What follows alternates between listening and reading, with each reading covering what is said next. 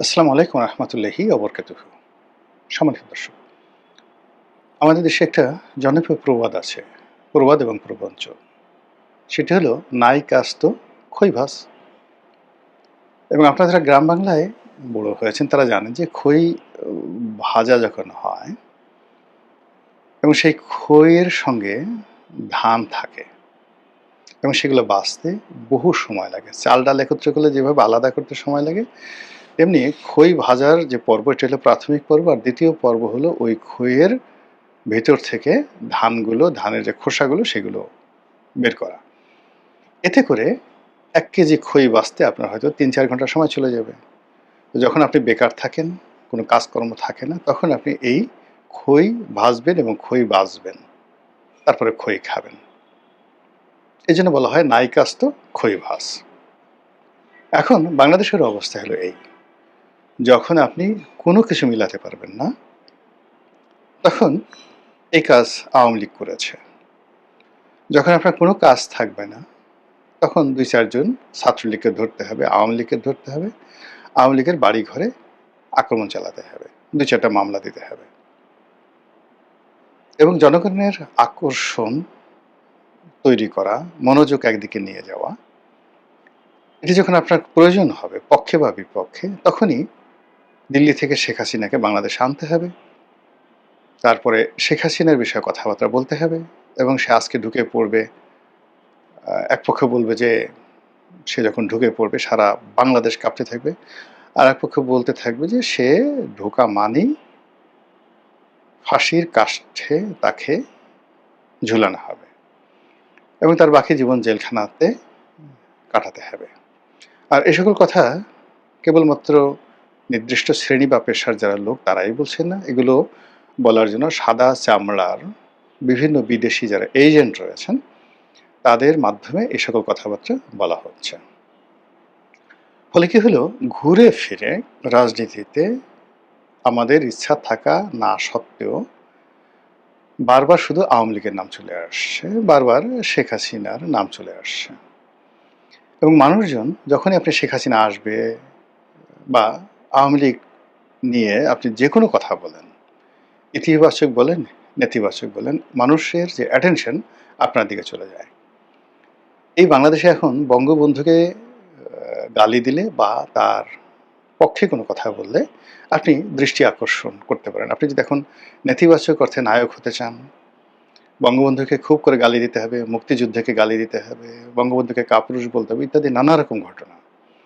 আর আপনি যদি সুপুরুষ হতে চান, বীর পুরুষ হতে চান, তাহলে এই যাকে বলা হয় আমি মুক্তিযুদ্ধের পক্ষের শক্তি, শেখ হাসিনা ভালো ছিল, তারপর শেখ হাসিনা আসবে, বাংলাদেশ হাসবে, এই ধরনের কথাবার্তা বলতে হবে ইত্যাদি। কিন্তু এরই মধ্যে আমাদের যে বিবর্তনগুলো হয়ে গেছে মন এবং মানসিকতার, বাস্তবতা হলো যে একটা সময় মানে শেখ হাসিনার জমানার শেষ একটি বছর ভারত বিরোধী মনোভাব একেবারে তুঙ্গে গিয়ে পৌঁছে গিয়েছিল। আর অন্যদিকে আমাদের দেশে যে চিরায়ত মার্কিন সাম্রাজ্যবাদী বিরোধী একটা মনোভাব ছিল এবং আমরা আমেরিকানদেরকে পছন্দ করতাম না নানা কারণে। ১৯৭১ সালে তারা বিরোধিতা করেছে, তারপরে ৭৪-এর যে দুর্ভিক্ষ তারা সৃষ্টি করেছে, বঙ্গবন্ধুর হত্যাকাণ্ড থেকে শুরু করে আরও অনেক কিছুর সঙ্গে তারা জড়িত। এমনকি জনাব তারেক রহমান সাহেবকে ব্ল্যাকলিস্ট করা, ১-১১ ঘটিয়ে ১-১১ ঘটিয়ে বিএনপিকে ক্ষমতাচ্যুত করা, এটাও মার্কিন প্ল্যানে হয়েছে। এবং পরবর্তীতে যখন এই ১-১১ যারা কুশীলব তারা বিপদে পড়েছে, তাদের সবাইকে আমেরিকা আবার তাদের নিজ দেশে আশ্রয় দিয়েছে। মঈনুদ্দিন, ফখরুদ্দিন থেকে শুরু করে ১-১১ যে বিশাল বিশাল কুশীলব তাদেরকে আমেরিকা আশ্রয় দিয়েছে। আর বাকি ছোট ছোট যারা কুশীলব তাদেরকে ২০০৯ সনে আওয়ামী লীগের উপর ছেড়ে দিয়েছে, আওয়ামী লীগের জিম্মায় দিয়েছে। আওয়ামী লীগ তাদের কাউকে চাকরি দিয়েছে, কাউকে নমিনেশন দিয়ে এমপি বানিয়েছেন, কাউকে কাউকে সামাজিকভাবে, রাজনৈতিকভাবে, অর্থনৈতিকভাবে নিরাপত্তা প্রদান করেছেন ১-১১ কুশীলবদেরকে। এবং এটা সবই হয়েছে আমেরিকা দেন ভাইয়া দিল্লির মাধ্যমে।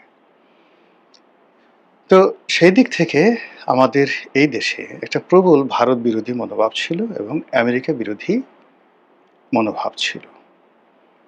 কিন্তু শেখ হাসিনার জমানার শেষ একটা বছরে যেকোনো কারণে হোক না কেন মানুষের মন আমেরিকার দিকে ঝুঁকে যায় এবং বিএনপি, জামাত, অন্যান্য এমনকি বামপন্থী যারা লোকজন আছে তারাও আমেরিকার Joe Biden, Peter D Haas এদের ভক্ত হয়ে পড়ে এবং আওয়ামী লীগের প্রতি মানুষের যে বিরক্তি এমন একটা পর্যায়ে পৌঁছে গিয়েছিল, সবাই চাচ্ছিল যে পিটার হাস বাংলাদেশের প্রধানমন্ত্রী হন, প্রেসিডেন্ট হন, জনগণ ভোট দেবে। পিটার হাসের জনপ্রিয়তা এমন একটা পর্যায়ে চলে গিয়েছিল। কিন্তু সেই পিটার হাস, ডোনাল্ড লু, এমনকি আমরা বহু মানুষ ডোনাল্ড লুকে শান্তির অবতার মনে করতাম যে সে কেন আসে না।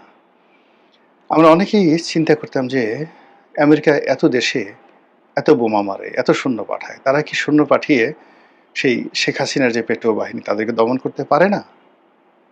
এরকমভাবে আমরা সেই আমেরিকার শক্তিটাকে ওয়েলকাম করতাম এবং তাদেরকে আবাবিল পাখি মনে করতাম। যা হোক, সেই আমেরিকার যে তুমুল জনপ্রিয়তা, পিটার হাসের জনপ্রিয়তা, সব উইদিন ৪-৫ মাসের মধ্যে বুমেরাং হয়ে যায় ইনুস জমানাতে। এবং যখন মার্কিন ডিপ স্টেট পলিসির কথা জানাজানি হয়, প্রথম দিকে মানুষ গা করেনি। কিন্তু যেভাবে আমেরিকার আধিপত্য বাড়তে থাকে, যেভাবে আইন শৃঙ্খলার অবনতি হতে থাকে, যেভাবে মব কালচার বাড়তে থাকে এবং যেভাবে যারা জুলাই আগস্ট বিপ্লবের সমন্বয়ক, সেই সমন্বয়ক পরিচয়ে চাঁদাবাজি, রাহাজানি থেকে শুরু করে মানে এমন কোনো অপকর্ম নয়, বেয়াদবি পুরো সমাজটাকে তারা উল্টে দেয়, পাল্টে দেয়। অশ্লীল ভাষায় কথা বলে, গালাগালি করে, যেখানে সেখানে মব করে, মানুষের জীবনে রীতিমতো জাহান্নাম তারা ডেকে নিয়ে আসে। তখন সবাই প্রথমে বলে যেই লাউ সেই কদু। আগে যা ছিলাম তাই তো হচ্ছে, এই ছাত্রলীগ, এই সমন্বয়। আর কদিন পরে দেখা গেল যে না, এদের তুলনায় ছাত্রলীগ ভালো ছিল, এদের তুলনায় যুবলীগ ভালো ছিল এবং ইউনূসের তুলনায় শেখ হাসিনা ভালো ছিল। ফলে সবাই বলতে শুরু করে আগেই আমরা ভালো ছিলাম।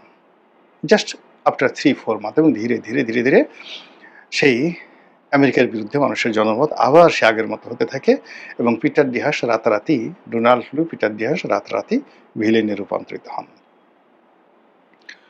তো এই যে তারা ভিলেনে রূপান্তরিত হলেন এবং সেই রূপান্তরিত হতে হতে আমেরিকা বুঝলেন যে তাদের হাতে সময় বেশি নাই, ক্ষমতা খুব দ্রুত পরিবর্তন করতে হবে, হতে হবে, অথবা যদি আমরা এটা নিজেরা নেগোসিয়েশন না করি তাহলে শেখ হাসিনার বিরুদ্ধে যেভাবে একটা গণ অভ্যুত্থান হয়েছে, ইউনূসের বিরুদ্ধে তার সাথে আরও বড় ম্যাসিভ গণ অভ্যুত্থান হবে। তার আগেই তারা একটা নির্বাচন অনুষ্ঠান করে ফেলে, বিএনপির হাতে ক্ষমতা চলে যায় এবং ইউনূস এবং জামাত এবং অন্যান্য এনসিপি তাদেরকে একটা সেফ এক্সিট আমেরিকার পক্ষ থেকে দেয়া হয়। এইভাবে আমরা আসলে শুনে আসছি। গল্প হতে পারে, মিথ্যা হতে পারে, সত্য হতে পারে, but that is the fact. তো এরকম যখন অবস্থা হয়, তখন ওই যে আমেরিকার বিরুদ্ধে যে ক্ষোভ, এনসিপি বিরুদ্ধের যে ক্ষোভ, জামাতের বিরুদ্ধে যে ক্ষোভ, এটা বাড়তে থাকে।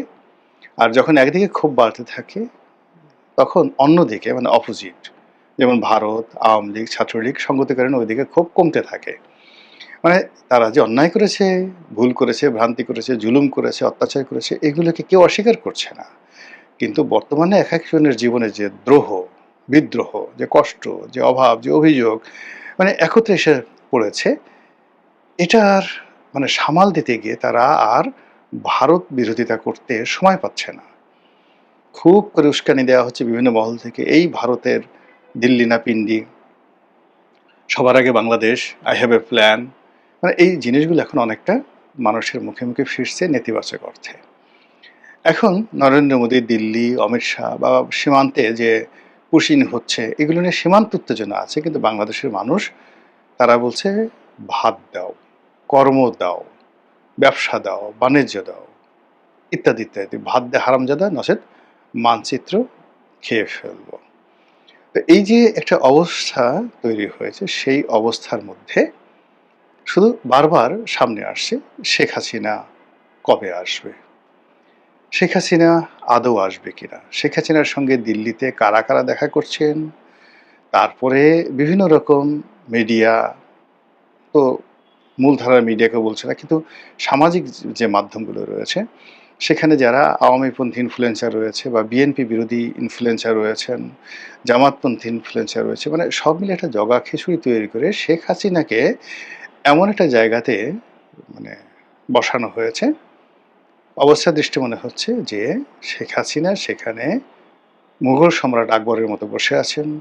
নরেন্দ্র মোদী, ভ্লাদিমির পুতিন, আমেরিকার প্রেসিডেন্ট ডোনাল্ড ট্রাম্প নিয়মিত সেখানে তাদের প্রতিনিধি পাঠাচ্ছেন এবং শেখ হাসিনাকে বাংলাদেশে পাঠানোর জন্য, বরণ করে নেওয়ার জন্য তারা সর্বাত্মক প্রস্তুতি নিচ্ছেন এবং শেখ হাসিনা যেদিন আসবে, মানে এরকম একটা আওয়ামী লীগের লোকজন প্রচার করছে সেই দিন ভারতের জঙ্গি বিমানগুলো, আমেরিকার জঙ্গি বিমানগুলো, এমনকি রাশিয়ার জঙ্গি বিমানগুলো একত্রে সে শেখ হাসিনার যে প্লেনে তিনি আসবেন সেই প্লেন গার্ড দিয়ে বাংলাদেশে নিয়ে আসা হবে। এইরকম একটি অবস্থা তৈরি হয়েছে। আর যখন এরকম একটা ঘটনা ঘটে, শেখ হাসিনাও তো খুব ছোট খেলোয়াড় নন, অনেক পাকা খেলোয়াড়, বহু ঘাটে পানি খেয়েছেন, বহু মানুষকে নাস্তে নাবুদ করেছেন, জীবনে বহু উত্থান পতন দেখেছেন। কাজেই এরকম একটা যে পরিবেশ তৈরি হয়েছে, সেই পরিবেশটিকে ১৬ আনা নিজের পক্ষে ব্যবহার করার জন্য যত কৌশল রয়েছে, যত শক্তি প্রয়োগ রয়েছে, যত সম্পদ বিনিয়োগ রয়েছে, সব জিনিসগুলো তারা মানে আওয়ামী লীগ এবং শেখ হাসিনা নিজে যুগপৎভাবে তারা করছে। ভারত তাদের শতভাগ ওকে আছে।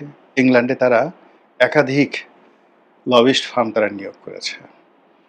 আমেরিকাতে তারা একাধিক লবিস্ট ফার্ম নিয়োগ করেছে এবং নেতাকর্মীদেরকে চাঙ্গা রাখার জন্য একের পর এক যে ন্যারেটিভ সে তৈরি করছে, সেই ন্যারেটিভের ফলে কি হচ্ছে যে শেখ হাসিনার দেশে আসাটা এখন মানুষের মুখে মুখে ফিরছে, প্রতিটি মানুষের মুখে মুখে ফিরছে। এই কবে আসবে, আসলে কি হবে, আসলে আমরা কি করব, শেখ হাসিনা কিভাবে আসবে, এয়ারপোর্টে আসবে নাকি যাকে বলা হয় সীমান্তে দিয়ে ঢুকবে, সে কি এসে সরাসরি জেলখানাতে ঢুকবে নাকি সরাসরি সুদাসদনে যাবে নাকি সরাসরি যমুনাতে গিয়ে পড়বে, এরকম নানা রকম আবল তাবল কথাবার্তা বলা হচ্ছে।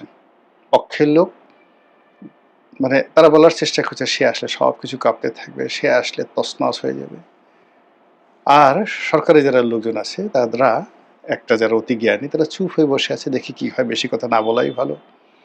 আরেকটি গ্রুপ তারা বলার চেষ্টা করছে যে আরে আসুক, আমরা কি তখন তাকে ফুলের মালা নিয়ে তাকে বরণ করার জন্য বসে থাকবো নাকি, আসলে দেখা যাবে, তখন দেখা যাবে।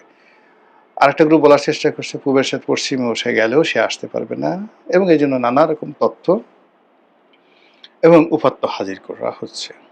এরই মধ্যে দল হিসেবে আওয়ামী লীগকে নিষিদ্ধ করা, আদালতের আদেশে নিষিদ্ধ করা, আবার দল হিসেবে এটাকে সিদ্ধ করা, অর্থাৎ যে আইন করা হয়েছে পার্লামেন্টে সেই আইনকে আবার রহিত করা, এই বিষয়গুলো নিয়ে কিন্তু খুব আলোচনা হচ্ছে। আওয়ামী লীগকে রিকনসিলিয়েশন করা, আওয়ামী লীগকে চিরতরে ব্যান করা, বিকল্প শক্তি হিসেবে আওয়ামী লীগকে ব্যবহার করা, পুরো জিনিসের মধ্যেই বারবার শুধু আওয়ামী লীগের নাম চলে আসছে, শেখ হাসিনার নাম চলে আসছে এবং তার দেশে ফেরার কথা চলে আসছে, এবং একই সঙ্গে আবার ডক্টর মোহাম্মদ ইউনূসকে নিয়ে কিন্তু আলোচনা হচ্ছে, নতুন করে আলোচনা হচ্ছে, তারেক রহমান সাহেবকে নিয়ে আলোচনা হচ্ছে, তাকে ভয় দেখানো হচ্ছে। তিনি ভয় পাচ্ছেন বা না পাচ্ছেন ডাজ নট ম্যাটার, কিন্তু তাকে প্রচণ্ডভাবে ভয় দেখানো হচ্ছে যে আপনার বাবার মতো আপনিও বিপদে পড়বেন, আপনার বাবা কথা শুনেননি, আপনি আমাদের কথা শুনেন, ঢাকার বাইরে যাবেন না আর ঘর থেকে বেরোবেন না। একবার যদি তাকে ভয় দেখানো যায় এবং ঘরের মধ্যে আবদ্ধ রাখা যায়, তাহলে বিএনপিকে আচ্ছা মতো কাট্টুস করে বিএনপির যারা প্রতিপক্ষ তারা একেবারে ক্ষমতার দ্বার প্রান্তে চলে যেতে পারে, এবং ৫ বছর তো দূরের কথা, ৫ মাসও হয়তো তাদেরকে অপেক্ষা করতে হবে না যদি তারা বিএনপিকে ভয় দেখাতে পারে। এবং সেই কাজগুলো জলে স্থলে অন্তরিক্ষে প্রতিটি পক্ষ করে যাচ্ছে। তার বিপরীতে বিএনপি কি করছে বা কি করবে সেটি এখন দেখার বিষয়। মহান আল্লাহ আমাদের সবাইকে হেদায়েত দান করুন এবং হেফাজত করুন। আসসালামু আলাইকুম ওয়া রাহমাতুল্লাহি ওয়া বারাকাতুহু।